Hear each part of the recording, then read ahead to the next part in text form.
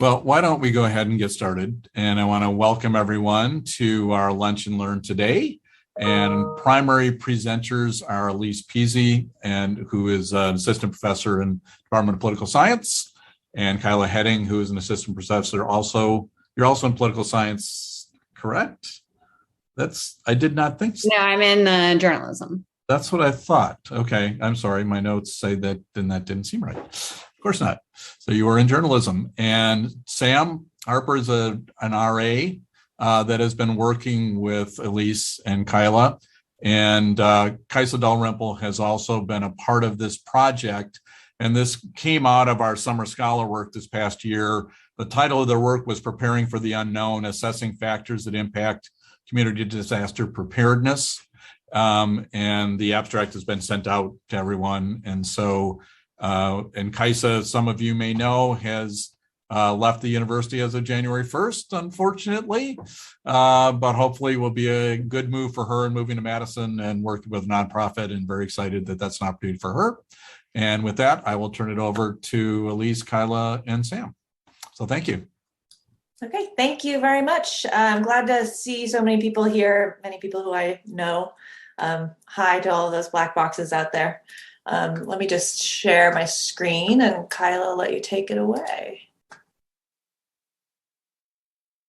All right, you can see that now, right? Yeah, and can you go to the next slide, I think? Yeah, okay.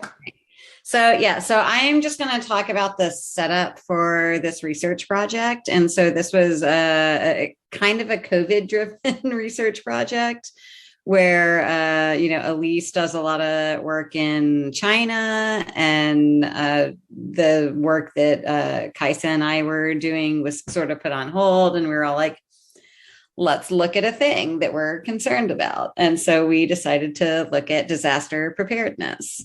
This is something that's really, really interesting because we're seeing this in an increasing frequency. There was just I can't remember if it was a New York Times or Washington Post story that was like, yeah, basically a third of the people in the country have dealt with a disaster declaration in the past few years. And so we were thinking that, okay, so we're going to have to focus on this, right? But we seem to see a lot of variation in preparedness, response, and communicating about it. So we really were interested in looking at this and in digging into the literature. A lot of it focuses on, the state and federal response. Not so much on the first point of response, which is the local, municipal, and county governments. Next slide.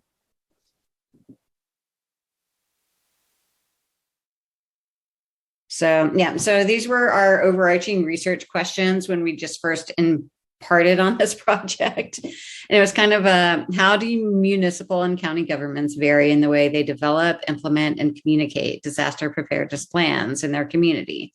And how are they similar? There's some people different. There's a lot of differentiation, but there's also a lot of similarity. And so there's sort of like a geographic and demographic issue, but there's also just we prepare for different types of disasters in different ways. So we were thinking of things like tornadoes and floods, whereas a flood is a thing, we all in Iowa know you kind of see coming. It builds up, you can prepare, we kind of know. Whereas tornadoes, even though meteorologists will tell you, well, we can kind of see it coming, but we can see it coming 2 hours at a time, right? And then we had the derecho, and the derecho basically happened, sort of in the midst of us starting this research, and that was just a whole other different thing. So, but what we were really interested in was, how do we prepare for these disasters, knowing that every disaster is different, and what other factors impact disaster preparedness? And how do we address these factors? So I think next slide. So we decided to do this research, really reaching out to, local communities. And one thing that we really wanted to do, and this was actually a big thing that Kylah was a big proponent of, was bringing in undergraduate students and training them in how to do this research. So we applied for a lot of grants. We applied for ISSF and got some money there. Applied for the PPC Summer Scholars Program and got some money there. And so, we thank the PPC for, helping us move this research along. And so basically what we did was we wanted to do this research, but we also wanted to train our undergraduates in doing qualitative interviewing, doing thematic analysis. So we did that during the summer of 2021 and the fall of 2021. And we're hoping to continue that through the spring of 2022.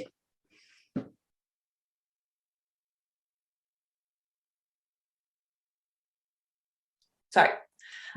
So I'm going to talk a little bit about how we went about doing this actual research. We obviously are focused on Iowa, mostly because we're here, right? We're at a public university. Part of our mission is to engage with the community around us. And if we can find ways that we can make or help with community preparedness, that's all the better, right? This is, of course, a picture from the derecho, which I'm sure most of you were here for, experienced, or at least have seen some of the aftermath of it.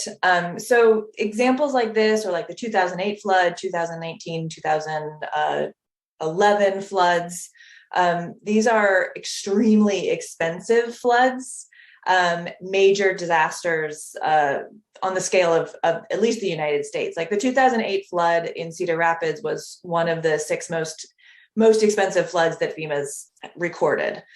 So Iowa does make a really interesting case for looking at natural disasters and natural disaster preparedness.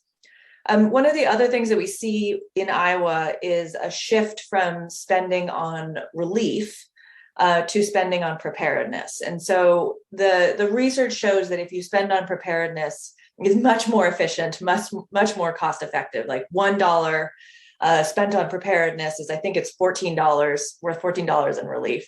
So you can get a lot more bang for your buck. And we see a shift in federal spending towards preparedness after about 2008. It doesn't last all that long, but at least 2008 through about 2014, a lot more funding for preparedness. So we really wanted to look at what this looks like at the very, this first responder level, at the county level. Another thing, of course, as this group knows with Iowa, highly fragmented. 99 is a lot of counties. And when I talk to people from other states who do sort of either this kind of research or who do emergency management stuff of any kind, they're always a little shocked about the 99 counties. So we wanted to look at this very fragmented, but very, very localized response. So we picked 7 counties. Whoops, here we go. 7 counties to start with, and ended up with interviews in 8 counties. And our county case selection was based on the idea that we wanted to have as much variation as possible, because we're just doing exploratory analysis at this point. We wanted to get, so we don't want to look at like just what is the average. You want to look at the maximum and minimum of any factors that could potentially matter for preparedness. And so we picked out these counties because they vary in ways that we thought would be might cause extra challenges or make it easier also to respond to some kinds of natural disasters. So we have a couple of counties that have universities, like Johnson County. So it has an urban core, and then also has a university that has its own, of course, alert system, which is different from some of these other counties. And then we have counties that have experienced major flooding. So Lynn County, Mills County, Fremont have had major flooding experience in the last few years, which means that they should at least have procedures to respond to flooding, we think, already in place. They have that kind of experience. Then we also have diversity issues too. So one of the challenges of disaster response, and especially disaster response communication, is of course when you have multiple languages. So we have Blackhawk and Buena Vista and Crawford County have language variation. Buena Vista County, I think, has like 27 different languages that are relatively widely spoken. So when we think about the challenges of communicating in an emergency, that adds to it too. The other variation we have is, of course, between rural and urban. Mills is part of the, I think it's Mills, as part of the Omaha metro area. Fremont County also experienced a similar flood right next door, but of course is highly rural. So we wanted to look at some of that variation as well. The other piece of variation that we actually were trying to get comes from Shelby County. So there was a study in 2014 by Susan Cutter and her colleagues, and they ranked all counties in the United States on their resilience. So using, I think they had like 27 different measures of resilience. Shelby County is apparently the second most resilient county in the United States. So we have tried to get interviews there, but despite the fact that we've been working on this for over 6 months, we've gotten no response whatsoever from them. And then more recently, we've started expanding out to other counties as we've been able to go along, and we've added Adams and Story counties as well. So within each of these counties, we've tried to do as many interviews with people who are directly involved with emergency management or disaster response as possible. And so we trained the undergrad students to do these semi-structured interviews. They had a questionnaire, but then they didn't have to follow it exactly. And many of these people were really willing to talk about a variety of things. And so the interviews didn't have to go like a survey, one after another. Since about, what did we start in, like June, July, we started doing interviews, and we've had about 20 interviews overall in 8 of these counties so far. Most of them are, most of the questions are looking at the current state of disaster, but then we also ask about recent experience. Most of the questions are about the current state of disaster preparedness. But we also asked about their recent experience and whether or not they followed those plans or how those preparedness, the activities actually helped with that sort of things. And then we had the students go through each of those interviews and identify their key, the most salient themes that they came up with. Okay, turn it over to you, Sam. Thank you, Elise. So for the officials targeted for the interviews, we begin, of course, first with the Emergency Management Association coordinators. Each county in Iowa has an emergency management commission that is supposed to consist of the county sheriff, one member of the board of supervisors, and the mayor of each incorporated municipality in the county. And they hire a coordinator for historic reasons. They're called emergency management associations, but they're basically the department of the county that handles emergency management. These departments are of varying size. In many rural counties, they're often just the one person who holds that office of coordinator.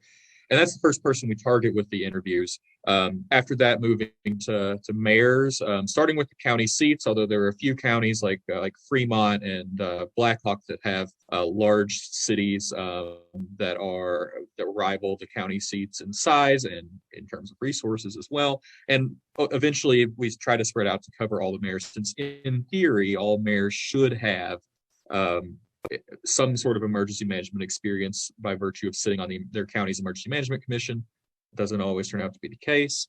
And then we reach out to sheriffs and police chiefs and fire chiefs. Of course, sheriffs do have countywide law enforcement jurisdiction. Police and fire chiefs only within municipalities or in some townships. But the police and fire chiefs are often the first people, for obvious reasons, that emergency management coordinators have to use for resources, and they themselves, we've discovered, practice for emergency management issues.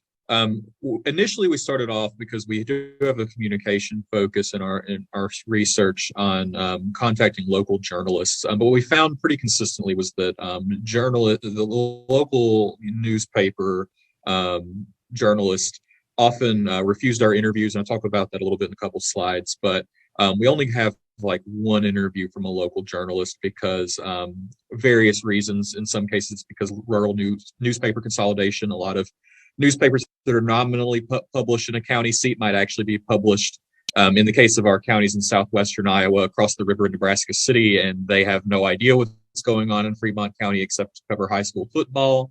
So we do have we're still trying to reach those journalists, but we have a lesser emphasis on that now. And also, we've had plenty of worthwhile interviews with others that are mentioned by the targets of our interviews, and that's where we see the variation in counties is there are some counties, especially rural counties, that rely more on regional planning, especially in southwestern Iowa. Other counties like Johnson County place a large emphasis on city managers hired by the city council for the sake of day-to-day operations in the city. And additionally, some sheriff's offices or EMA offices will officially give one person within that office the emergency planning responsibility.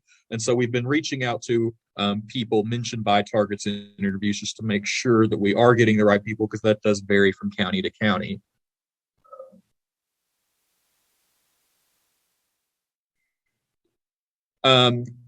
I also find that in addition to the themes varying for the more formal thematic analysis, it's just the general topics vary, even though we use the same semi-structured checklist to conduct the interviews. So some counties focus on specific disasters that have affected them, like flooding in Fremont, Mills, and Pottawatomie counties on the Missouri River dominates conversation in all three of those counties. Additionally, something that happened after the study began, the derecho in Black Hawk County pretty much took most of the conversation about how to respond to emergencies when interviewing their EMA coordinator. We find also generally that EMA coordinators and police typically are the ones that are discussing planning, while mayors, which are directly elected, although sheriffs are too, are more likely to discuss their city and their constituents. An added benefit we didn't initially see in interviewing mayors is that we have gotten some insight on some very local disasters that did not even reach the county level. That's especially true in interviews in smaller municipalities in Linn and Johnson counties, where there's things like tire fires that would never be on the radar of people in Cedar Rapids or Iowa City, but that on the day they happen are big deals in their municipality. And everybody's discussing intergovernmental relations, and that consistently is a topic that comes up in our interviews, and it's not always negative.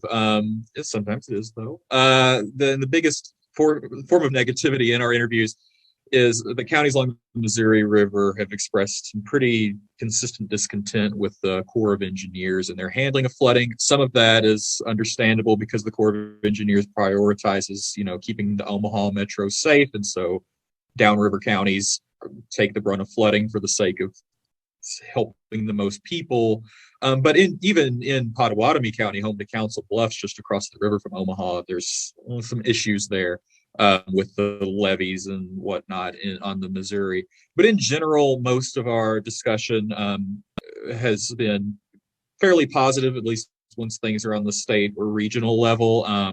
The regional planners often talk about being intermediaries between the counties and the state or the counties and the federal government. And it's been nice. It's been very Iowa nice to hear all the positive discussion of intergovernmental relations. Of course, like Elise said, we're here to fight for Iowa, and we've had some mixed success with that. Most of our interviews, I think our success rate has been about 50% in actually getting an interview. We usually get a response, but sometimes we get no response at all. But common negative responses, this is especially concerning with mayors who do have a formal emergency management capacity, but we'll often get mayors who say, this isn't my job, I don't do this, go talk to the EMA coordinator. We've already talked to the EMA coordinator. We would like to get more perspectives. And to a lesser extent, it's only come up a few times. There have been in emails or other communication, potential interviewees have been concerned that we might be a scam. We had one EMA coordinator say he would reach out to a counterpart in another county that we hadn't contacted to see if we had contacted him. Like, no, we hadn't done that. We're trying to talk to you. And a few of our interviews have been very terse and short and perfunctory. And we've wondered why that is. Recently, we've been talking a lot about the work of Catherine Kramer in Wisconsin, her 2016 book where she did interviews over the course of about a decade in Wisconsin, in rural Wisconsin. And she found, pretty strong institutional distrust of the university. I think a lot of us have some sense of that in rural Iowa in particular, there is a disconnect, perceived or real, between the people of rural Iowa and the university. And we're just trying to show that we're trying to bridge that. We do serve the whole state of Iowa. There's also, a little bit of a fear of like an expose, right? That we're out there to try to get people to try to show they're not doing their jobs, which we're not. It's just some people aren't doing their jobs. But in general, everyone is, we do care about how they take care of emergencies. And lastly, there might be some discomfort with Zoom. We've had a few interviews conducted over phone, and those are the ones that tend to be a little shorter. But there's been some correspondence where people just they won't outright say they don't know how to use Zoom, but there's certainly been a few potential interviewees who expressed concern that Zoom might not work. They might not have access to Wi-Fi. We've also had interviewees go forward and go ahead and do a Zoom interview, even in the city hall of Hamburg, Iowa, they don't have consistent Wi-Fi. And so, thank goodness they do that. But the discomfort with Zoom might be an issue. Unfortunately, we don't have the means to do in-person interviews right now. But we have identified, just by going over transcripts and talking, amongst each other, some successful factors for interviews. Number one being having students conducting interviews. Number one part of students conducting interviews that appears to help is is that the interviewees are especially responsive if the undergrad is from near where they're trying to interview. So we've had undergrads, by coincidence, generally come from the counties that we are targeting or from near there. And that has helped a lot. And those interviews go, even if they're not from there, even if they don't know the person being interviewed, the interviews go a lot smoother when the undergrads, when they can see that someone from their area is, working for the University of Iowa and ultimately for the state of Iowa. Regardless of where the undergrads are from, if you go by the Kramer theory that there's rural distrust in universities and other higher educational institutions, maybe the students placate that, right? Like they're students, they're not fully part of the institution, and so that might be helping out a little bit. We certainly see the interviews with the students go a lot smoother than the couple of interviews that, like me, a grad student, has done, because they know I'm in academia for the long haul. And then our students are good at interviewing. Like, we've been blessed here at the University of Iowa to have very good undergrads, and hope to have more, because they're great interviewees or interviewers. But also another thing that has helped with the interviews is the Hawkeyes. I wear my Iowa shirt, or various black and gold gear, whenever I do interviews. Even when we're talking to Cyclones fans, it gives them the opportunity to complain about the University of Iowa, but it is, even people who don't care as much about sports, there's this deeper fandom thing that I grew up in Arkansas. I understand this with the Razorbacks. I'm sure many of you from your home states, especially in Middle America, understand it too. Even though there might be distrust in the University of Iowa, everyone either loves the Hawkeyes or they love the Cyclones and hate the Hawkeyes. And so it gives this connection that has really helped us be able to start the interviews off. But throughout, it's, it's just a good way to start small talk. Weather also is a good thing to talk about. Weather's humanizing. We're all in Iowa. We all have to deal with it.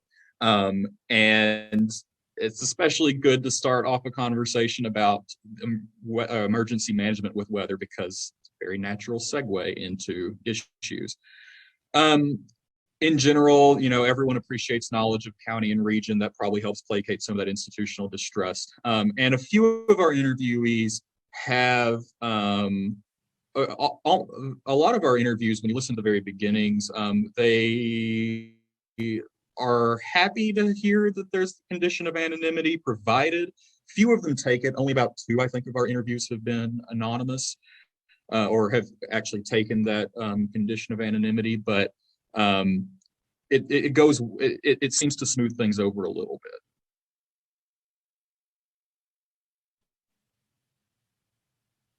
bit. Sorry. So yeah, thanks, Sam. Just a couple things. I think Sam did a great job here, and I just wanted to touch on a couple things. He was talking about how we had really good undergraduate interviewers, and I think, and I should have said this earlier, we spent a lot of time training them on how to do the interviews. So, we initially thought that we were going to start the interviews much earlier than we did, but we needed to train our undergraduates in how to do these interviews. I will also say that Sam went above and beyond, and I think, correct me if I'm wrong, Sam, but you've basically traveled to every county that we've been talking about, right? And I actually think that that's a super important thing when we're talking about doing this kind of research. You have to go and be there and see what's going on in reality. I will also say this, I haven't, we had the undergraduates do a lot of the interviews. I sat in on a couple of them. They're the most fun interviews I've ever done. I don't know if it's, and they were always EMA coordinators. And maybe because my interview experience has been not, but I mean, the EMA coordinators in Iowa are super cool, and you should just talk to them, because I enjoyed those interviews. But sorry, so I went off. So as we were going through these interviews, and as we were training these undergraduates, we came across, I think we came across like 7 main themes, and then we kind of condensed them down into these 4.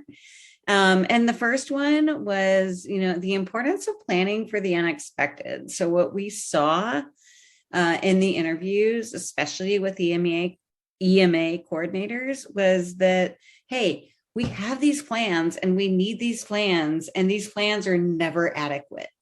You have to have the good plans, and then you have to fly by the seat of your pants at some point. But what they were saying was, we need good investment in planning. Because each disaster is unique, but we have to have this planning in place.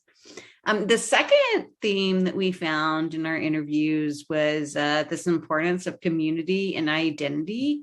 And I'm going to call this Iowa pride, even though when we presented this at a conference at APSA, they were like, oh yeah, but every region thinks that they have, every region thinks that they're a special snowflake. And so this is something I'm starting to dig into for our next paper, but it's really the human element, and this idea that our community is, oh yes, we're Iowa.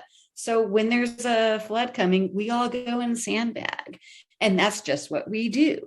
And yeah, and you have that in Iowa, but then you also have that in, Texas, when, oh yeah, a tornado hits, and you go and help the people after the tornado hits. It's so it's Iowa pride, but I think I'm gonna think of it as something more like regional pride, because we all have this regional pride in our communities, and our communities come together when there is a disaster, right?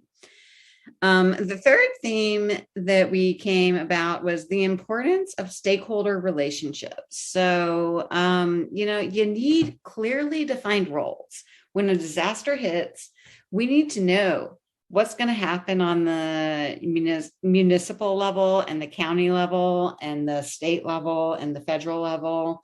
I mean, even to the point that, and I actually think I mentioned this to a family member of mine and they didn't know. And I was like, no, someone has to declare a disaster before the federal government can come in.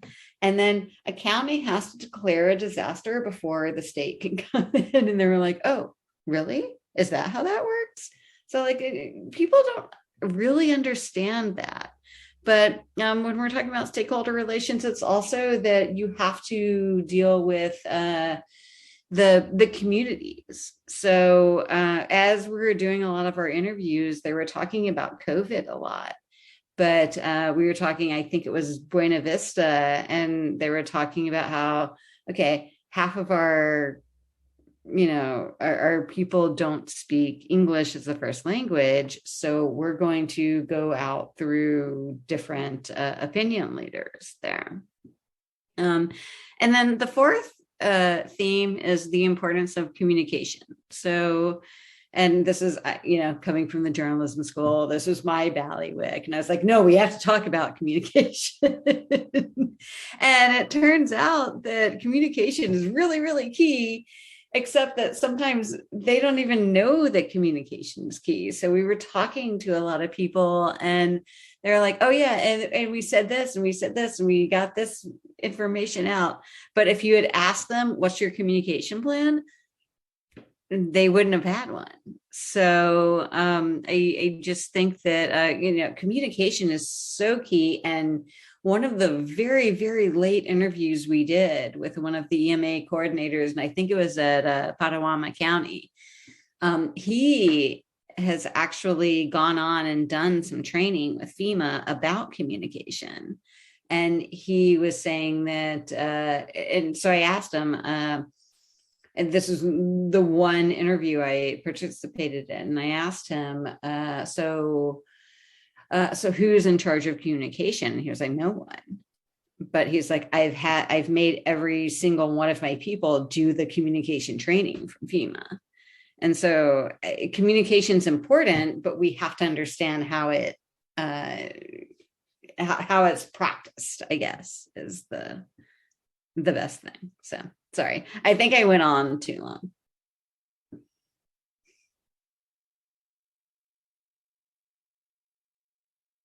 Is this me now? So yeah, thank you, Kylah. So from those themes, we are planning to write at least 4 different papers about each of those.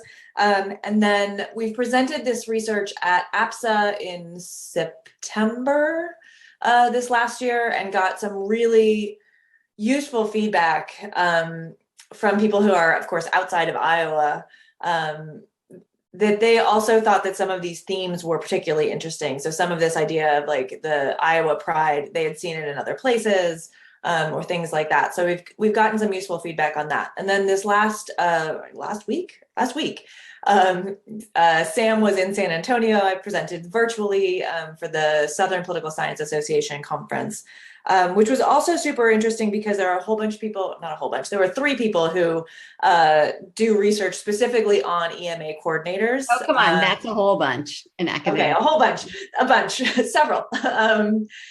So they also thought that this research was particularly interesting. And one of the things that I thought was helpful about having people who'd done research in this area come to the conference, they also had trouble getting responsiveness from some of these EMA coordinators. So trying to get more than 50% to actually sit down and do an interview with you took a lot of work, shall we say.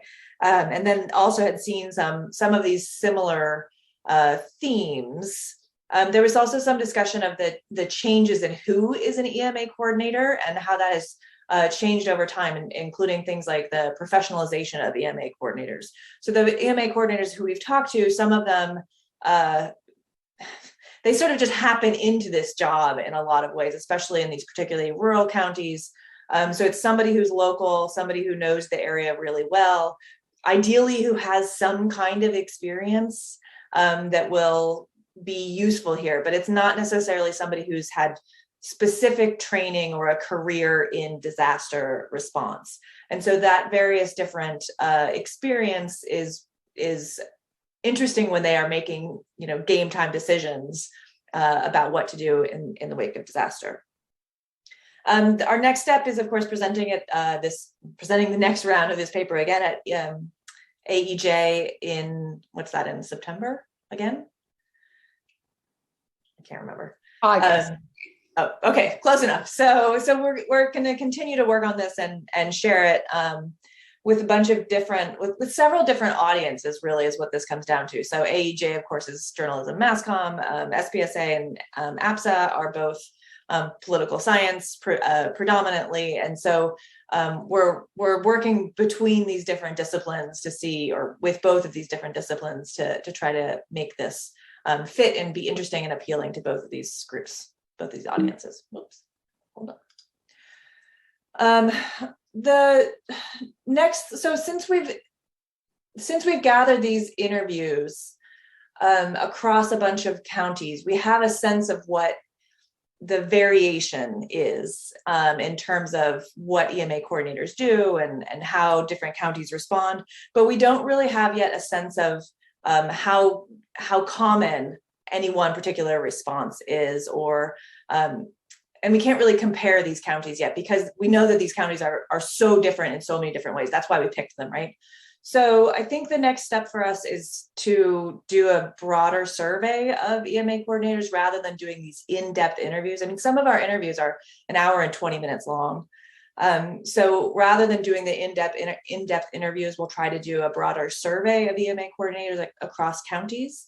And then we'll be able to actually do some comparison and see sort of who is following plans, who's making plans, who has thought about communication, who hasn't thought about communication, those sorts of things. We might extend this outside of Iowa. We're a little, we're in negotiations about whether or not we want to do that. Iowa is, of course, unique in a lot of ways. And we're not sure how far outside of Iowa we would have to extend, or how broad we would have to extend in order to really say something useful about disaster response generally, county response generally, that sort of thing. So with that, we're going to wrap up, and we would love to hear your comments, questions. Obviously, this is a work in progress, and we have a lot of ideas of where to go, but we would really appreciate your feedback and comments. So thank you.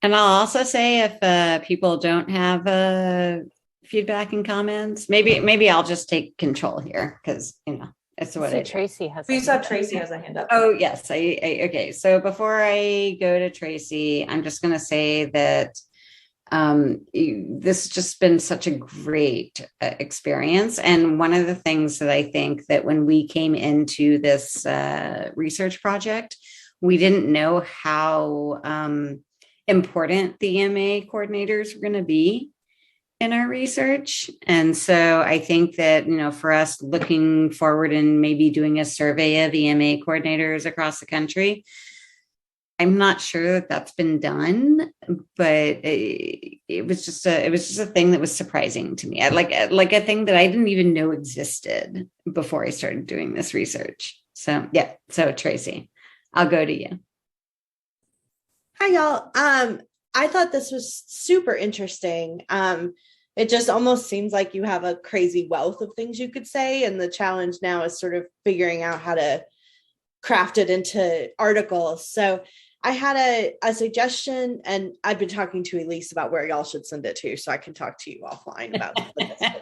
And then just an idea for you. So I guess my suggestion would be to be a bit more specific about the direction from the state and how the direction from the state affects what the counties are able to do.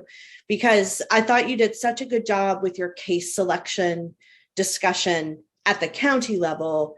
But then I kept wondering, as I was hearing you describe, what was going on. And I don't remember which one of you said it, but one of you even said, the state interaction is so important. And, but I'd like to know more about, what the state tells them, this kind of support they get from the state, the kind of learning opportunities they get from the state, that kind of thing. Because I feel like that would be a really great point in with some of your other themes, like the rural urban divide and the polarization and, things like that. And then my suggestion was that, I don't know if you've ever talked to Tom Rice about this. He has a survey or several surveys over time of the counties and county workers. They're from way before this. One of his students, and I was on the committee, used them in her dissertation. That's the only way I know about this. I don't know if they have any questions about disaster preparedness or stuff, but it would totally be worth asking him. It's like the Iowa Community Survey or something like that. Like that, a thing that they're still doing. That's a great question. I don't know, but Tom Rice is the person you should talk to about it, because I know there's at least 2 years of data, and if nothing else, it might be useful for a survey if you do a survey. So anyway, and we're writing that down for sure. Okay, I'm happy to actually, if you don't know Tom, I'm happy to connect you guys if you want me to. Perfect. I love that. Thank you, Tracy. That's super helpful.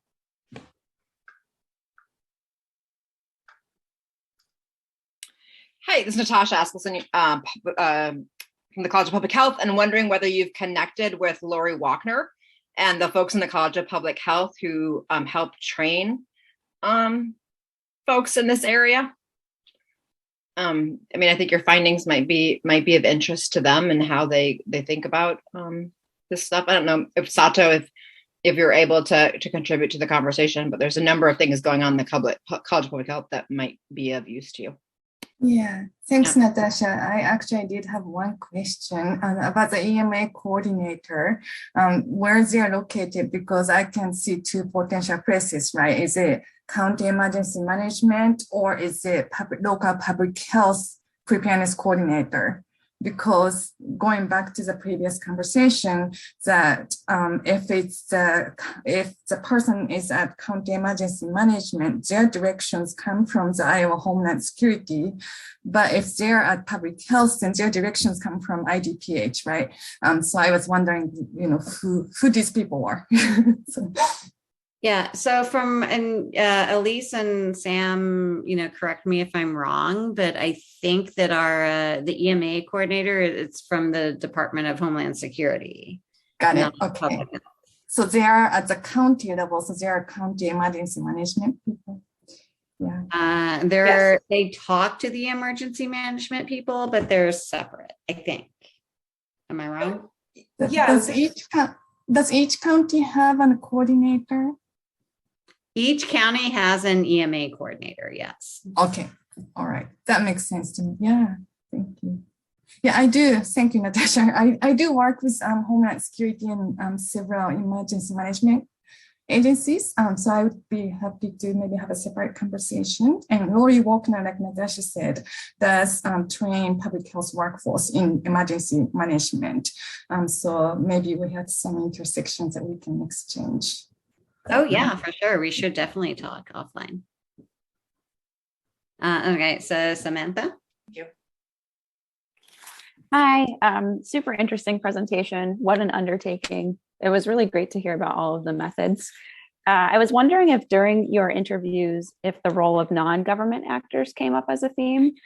There's a broad body of research that looks at nonprofit response to disasters. And I was wondering if you were going to move in that direction at all, or if there's a strong presence of that in Iowa, because as you said, we put out sandbags, and so maybe we don't need nonprofits. So yeah, actually, that's where the sort of the theme to Iowa Pride comes in. But yeah, one of the things that we found really interesting in our interviews was that there's all this like stuff that happens like on the government level, right? But then they're like, oh, but we're also talking to the the local sheriff, and we're talking to the local, whoever is leading the churches and the local. So yeah, there's very much that extra governmental thing, and that's the second paper that we're working on right now. We haven't specifically explored like formal nonprofit organizations, so we were letting the themes really come out from the interviews, and that, like, talking about specifically about nonprofits, there were a couple of interviews that mentioned how helpful organizations were that came in right in the wake of disasters, but in terms of planning, that was not something that really necessarily came up. They weren't planning to have nonprofits come in, and it didn't sound like from our interviews nonprofits were involved in the planning. Oh yeah, Elise, I think that's a great point, because as we were talking about the response, yeah, the nonprofits were there in the response. They were not there in the planning. And I'm not sure what to do about that, because, and what our recommendations would be, because I mean, generally we want our government to not have to respond or not have to rely on non-governmental people to do their stuff. But yeah. Yeah, this thought won't, just to follow up quickly, this thought won't be perfectly articulated, but that actually might be a uniqueness about the Iowa case, right? Because again, there's just like a lot of research that looks at the role of nonprofits in response. I'm less familiar with it on the planning side, but if one of the major aims of the project is to encourage preparation over response, that could be a totally different angle as well to take things into kind of the nonprofit literature, which would be really interesting. Oh yeah, 100%. Yeah. Yeah, thanks. That's a great idea.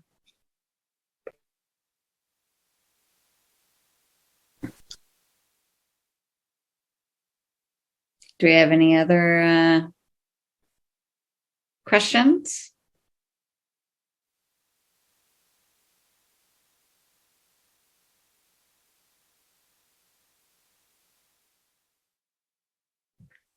All right. Well, thank y'all for listening to us talk about this thing that we didn't think that we were going to be passionate about a year ago, but now we were completely passionate about.